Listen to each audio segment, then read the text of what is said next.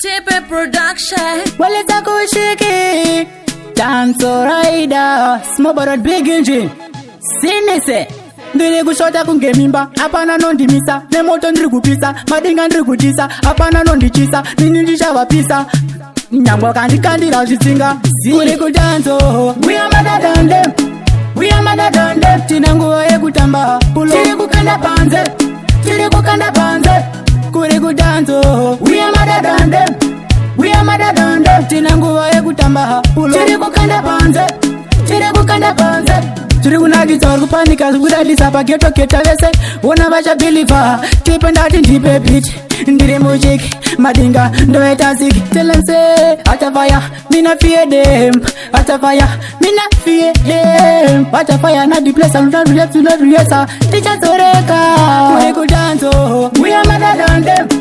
We are madder than them. Tina nguva yekutamba pulo. Tiri kukanda panze, tiri kukanda panze. Kuri kudanzo, we are madder than them. We are madder than them. Tina nguva yekutamba pulo. Tiri kukanda panze, tiri kukanda panze.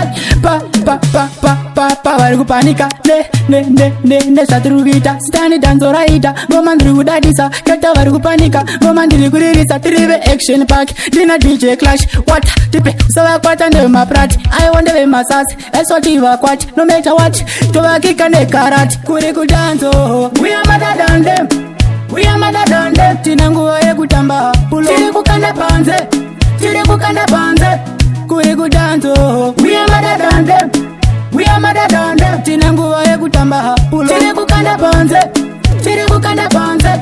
Tiri kunagisa uri kupanika zvekudadisa pageto keta vese vona vachabhilivha. TIPE ndati ndipe beat ndiri muchiki madinga ndoita ziki. Tell them say atafaya mina fear them, atafaya mina fear them. Atafaya na the place I'm not rehearsa tichazoreka.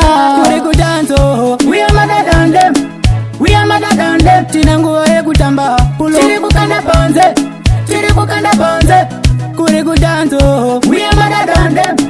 We are madder than them. Tina nguva yekutamba pulo. Tiri kukanda panze, tiri kukanda panze. Atichazoreka. Well, it's a KUSHIE represent TIPE records to the followers. If you don't know.